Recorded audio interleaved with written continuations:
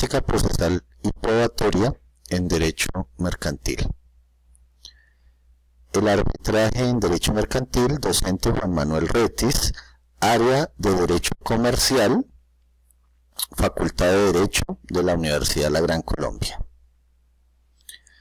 El arbitraje es un mecanismo alternativo de solución de conflictos mediante el cual las partes defieren a árbitros la solución de una controversia relativa a asuntos de libre disposición o aquellos que la ley autorice. ¿Cuáles son los elementos del arbitraje como un mecanismo alternativo de solución de conflictos? Los sujetos en conflicto, que deben ser sujetos de derecho, esto es, personas naturales, personas jurídicas, patrimonios autónomos o el que está por nacer. En siguiente medida, encontramos un conflicto que verse sobre bienes jurídicamente tutelados. En tercer lugar, ese conflicto debe estar cualificado por la pretensión, por la oposición, la resistencia o la insatisfacción de esos sujetos de derecho. En cuarto lugar, encontramos los árbitros. En quinta medida, encontramos el compromiso o la cláusula compromisoria. Y en sexto lugar, el laudo arbitral. Los principios del arbitraje.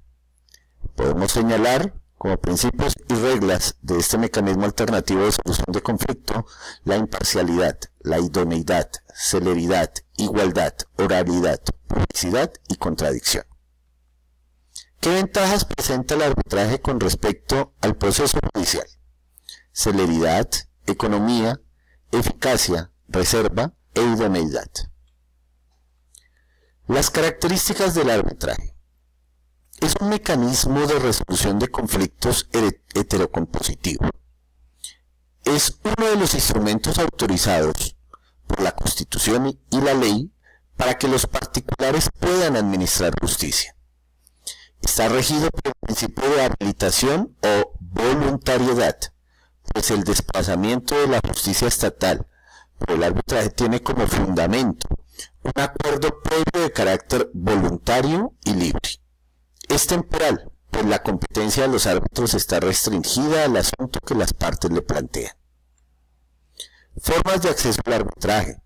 El arbitraje puede llegar de tres formas: por establecerlo en la ley, por cláusula compromisoria pactada en un contrato, o por compromiso acordado posteriormente al surgimiento del conflicto. Clases de laudos arbitrales. El laudo arbitral puede ser en derecho cuando los árbitros fundamentan su decisión en el derecho positivo vigente. En este evento, el laudo es proferido por un árbitro que es abogado, titulado e inscrito. El laudo arbitral es en equidad cuando la decisión es adoptada por parte de los árbitros según el sentido común y la equidad conforme al lugar de las partes en conflicto. Es aplicado en situaciones de confianza, donde no hace falta aplicar las normas jurídicas o la jurisprudencia. El laudo arbitral es técnico cuando los árbitros pronuncian la decisión en razón de sus específicos conocimientos en una determinada ciencia, arte u oficio. ¿Qué controversias mercantiles pueden resolverse a través del arbitraje? Controversias derivadas de cualquier contrato mercantil, controversias que se originen del contrato de sociedad, como, por ejemplo, la impugnación de actos de asambleas, juntas de socios o juntas directivas. Controversias sobre restitución de bienes vendidos con pacto de reserva de dominio, sea civil o comercial el contrato. Los conflictos que se originen con ocasión de los contratos de parcería regulados en la Ley Sexta de 1975, su decreto reglamentario 2815 del mismo año, y normas complementarias, salvo norma en contrario. Las controversias previstas en los artículos 913, 914, 916, 918, 931, 940, primer inciso, 966, 972, 1164, 1170, 1231, 1469 y 2026 del Código de Comercio. ¿Qué requisitos debe tener la demanda que se presente ante el Centro de Conciliación y Arbitraje? La designación del Centro de Conciliación y Arbitraje a quien se dirige, el nombre y domicilio de las partes, y si no pueden comparecer por sí mismas, las de sus representantes legales. Se deberá indicar el número de identificación del demandante y de su representante y el de los demandados si se conoce.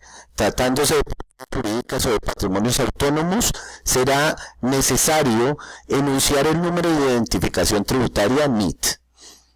En tercer lugar, el nombre del apoderado judicial del demandante, si fuera el caso. En cuarto lugar, lo que se pretenda expresado con precisión y claridad.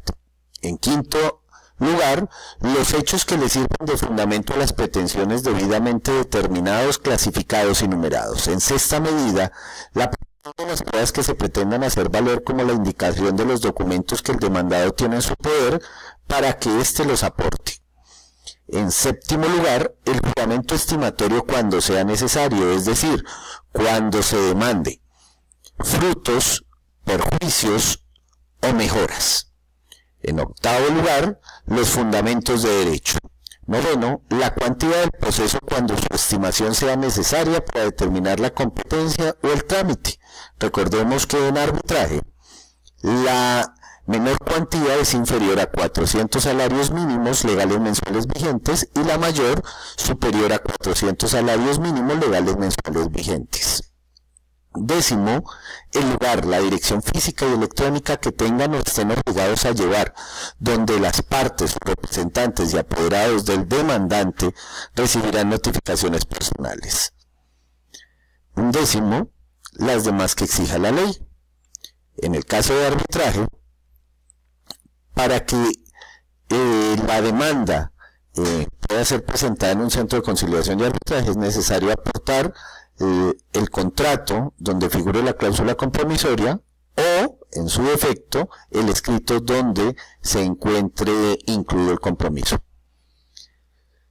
El arbitraje se divide en dos fases. Una fase administrativa y de colaboración con la justicia, presidida por el director del centro de arbitraje, y una fase netamente jurisdiccional y de administración de justicia. La demanda se presenta ante el centro de arbitraje con los requisitos que hemos enunciado. Posteriormente, deviene la integración del tribunal arbitral, conforme lo señala el artículo 14 de la ley 1563. Seguidamente se resuelve todo lo pertinente a impedimentos y recusaciones, como lo indica el artículo 10, los artículos 16 y 17 de la ley 1563 de 2012, remitiéndonos a los artículos 140 a 147 del Código General del Proceso.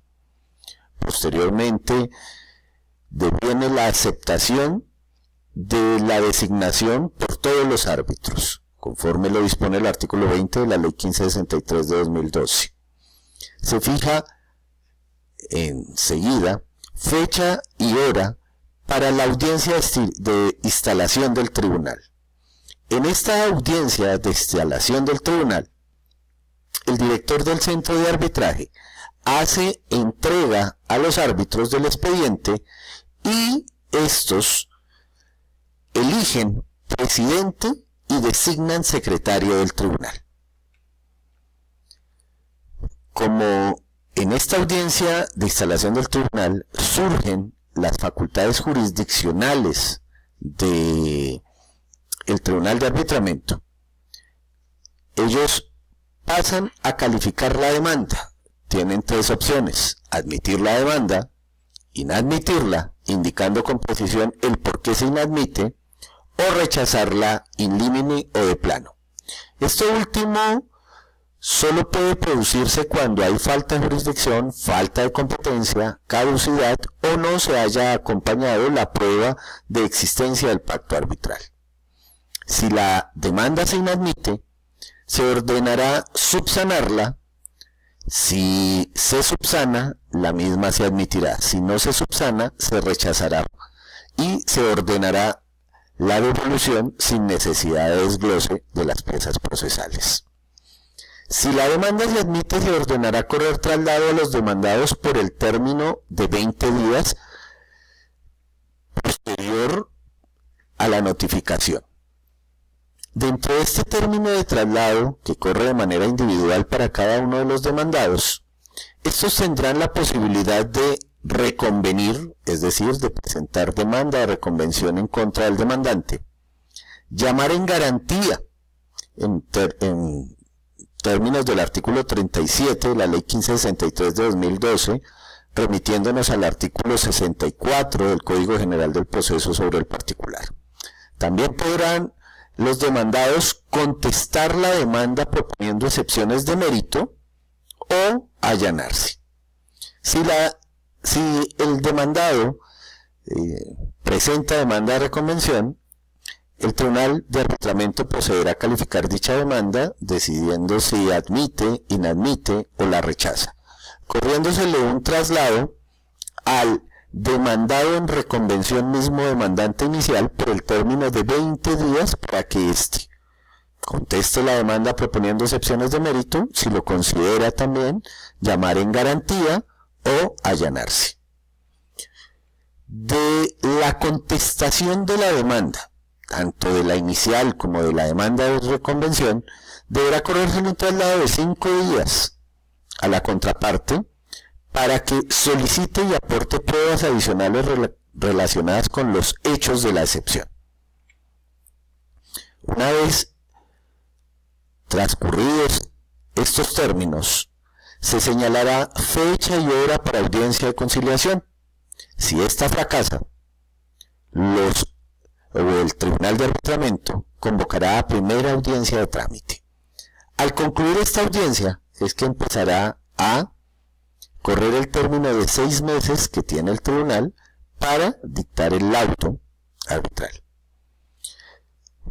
Con posterioridad a esta primera audiencia de trámite, se señalará fecha y hora para audiencias de trámite y prácticas de pruebas. Se practicarán tantas audiencias de trámite como sean necesarias para practicar todas y cada una de las pruebas que han sido decretadas en la primera audiencia de trámite. Una vez recaudadas todas y practicadas todos los medios de prueba decretados, se señalará fecha y hora para audiencias de alegatos de conclusión, teniendo cada sujeto procesal un término de 1 hora para rendir sus alegaciones.